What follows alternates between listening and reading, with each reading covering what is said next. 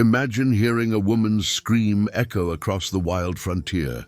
You run toward it and find your Apache neighbor collapsing from a rattlesnake bite, venom spreading fast. Her eyes locked on yours as she begs, "Rancher, hurry, get the poison out. One wrong move, 1 second too late, and she's gone forever.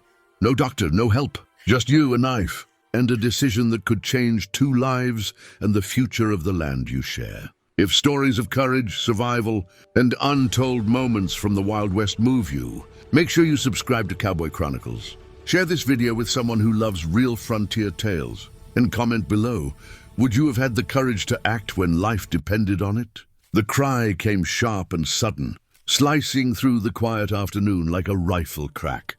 The rancher was mending a fence when he heard it. Not the sound of an animal or the wind, but a human voice strained with fear. Years on the frontier had taught him to trust his instincts, and this one told him trouble had found his land. He dropped his tools and ran toward the creek, boots thudding against dry soil. Every step felt heavy with urgency, because out here delays could cost lives, and mercy often arrived only as fast as a man was willing to move. He found her slumped against a cottonwood, breath ragged, one hand pressed hard against her thigh. Blood seeped between her fingers, dark and fast. She was Apache, a neighbor he had traded with and nodded to from a distance, proud and usually unshaken. Now her face was pale, eyes wide, fighting pain. Just below her grip, 2 puncture marks swelled angrily. A rattlesnake lay coiled nearby, its rattle silent now. She looked up at him and pleaded through clenched teeth, "Rancher! Hurry, get the poison out!" And he knew time was already slipping. There was no room for doubt or debate. He knelt beside her and tied his bandana tight above the wound, hands steady, despite the rush pounding in his chest. He remembered stories, lessons learned the hard way, and warnings about acting too late. He spoke calmly, telling her to breathe, to stay awake, to focus on his voice. The frontier had no doctors nearby, no miracles waiting over the hill. What he did in the next few minutes would decide whether she lived to see another sunrise or became another quiet loss to the land.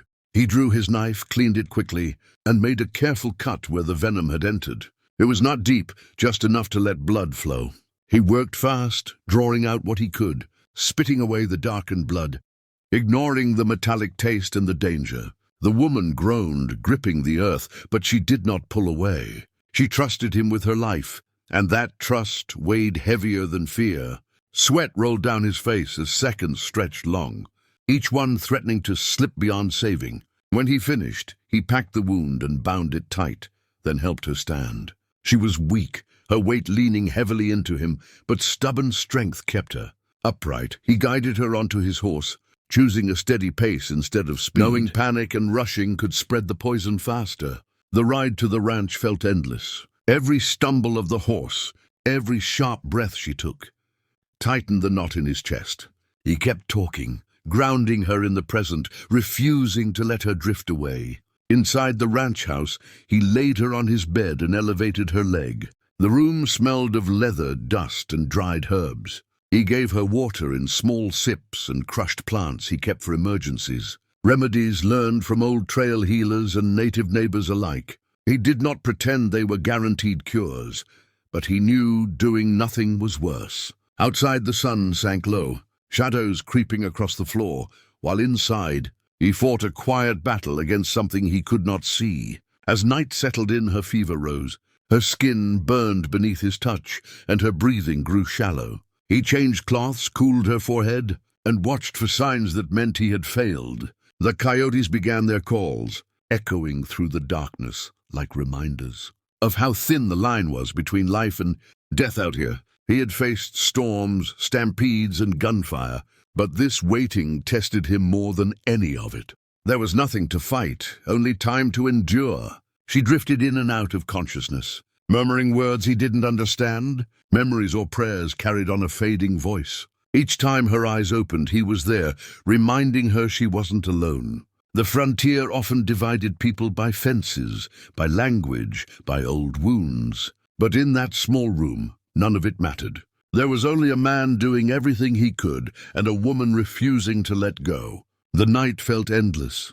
stretched thin by fear and hope, balanced side by side. Near dawn, something changed. It wasn't dramatic, no sudden miracle, just a slow easing of the tension in her body. Her breathing steadied, and the fever began to break. The swelling stopped spreading, and her grip on the blankets loosened. The rancher finally allowed himself to sit back, exhaustion crashing over him like a wave. He hadn't realized how tightly he'd been holding himself together until that moment, when relief nearly knocked the strength from his legs.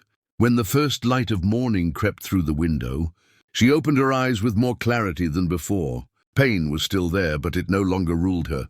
She looked at him, recognition and gratitude clear in her gaze, and spoke his name softly. He only nodded, uncomfortable with praise, saying she was strong and not finished yet. Outside, the land woke as it always did, unaware of how close it had come to claiming another life, and how fiercely one man had fought. To stop it, the morning did not bring peace right away. Survival on the frontier was never decided in a single night. Even as the fever broke, danger lingered like a shadow that refused to leave. The rancher stayed close, watching her breathing, checking the wound, counting hours instead of minutes now. Her leg was swollen and stiff, the skin angry and bruised, but the venom had slowed.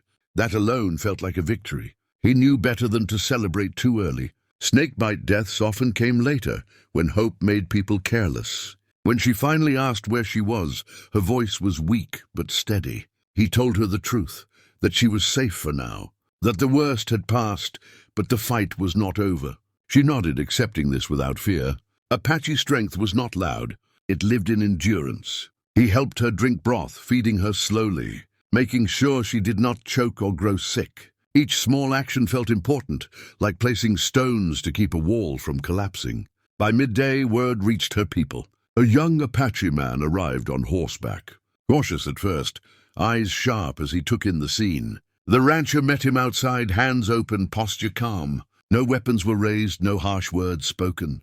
The land had seen enough blood between men who refused to understand each other. When the rider saw the woman alive, resting, he lowered his gaze in respect. Gratitude replaced suspicion, and that moment mattered more than either man realized. They spoke quietly, trading knowledge instead of threats. The Apache man shared herbs and techniques his people trusted, remedies stronger than anything the rancher owned. Together they worked on her leg, careful and deliberate. Pain returned, sharp and burning, but she endured it without complaint. Pain meant life. Pain meant the poison was being challenged. As the sun dipped again, the swelling eased just a little more, enough to keep hope alive. That night, she slept deeply for the first time. The rancher sat by the window, rifle across his knees, not expecting trouble but refusing to invite it. His thoughts wandered to the strange way the frontier worked. Neighbors could be enemies one day and lifelines the next. The land didn't care who owned it or who claimed it by blood. It tested everyone the same, and survival belonged to those willing to act when it mattered. By the third day, she could sit up on her own. Her face had regained color, and her eyes held quiet fire again. She thanked him properly this time, not with desperate words, but with steady ones that carried weight. She told him a life saved created a bond, one not easily broken. He did not answer right away. He had seen bonds broken by fear and lies before. Still, he felt something shift, like the ground settling after a storm. When her people came to take her home, she stood with help, refusing to be carried. Strength was pride, and pride was healing. Before she left, she turned back to him and pressed something into his hand. A small carved token, simple but meaningful. It was not payment. It was acknowledgement. Out here, that meant more than money. He closed his fingers around it, understanding without needing explanation. Life on the ranch returned to its usual rhythm, but it was not the same. Days passed, then weeks. Trade increased between the ranch and the Apache settlement. Warnings were shared about weather, about raiders, about dangers that didn't care about borders. Trust grew slowly, like grass after fire, fragile but real. The rancher noticed fewer shadows watching from the hills, fewer tense silences when paths crossed. One evening, as the sun bled red across the horizon, the rancher spotted a figure approaching on horseback. He recognized her immediately. She rode strong now, leg healed, though marked by a scar that would never fade. She dismounted easily and smiled, not as a victim, but as an equal. She told him scars were reminders, not weaknesses. He believed her. On the frontier, survival always left marks, visible or not. She spoke of balance, of how saving a life did not erase old histories, but it opened doors where walls once stood. He listened, understanding more than he said. That bite on her thigh had nearly ended everything, yet it had changed more than it threatened. It forced action instead of fear, courage instead of distance. As she rode away again, the rancher looked across his land and knew one truth for certain. On the frontier, survival was not just about living through danger. Sometimes it was about what kind of world was built afterward.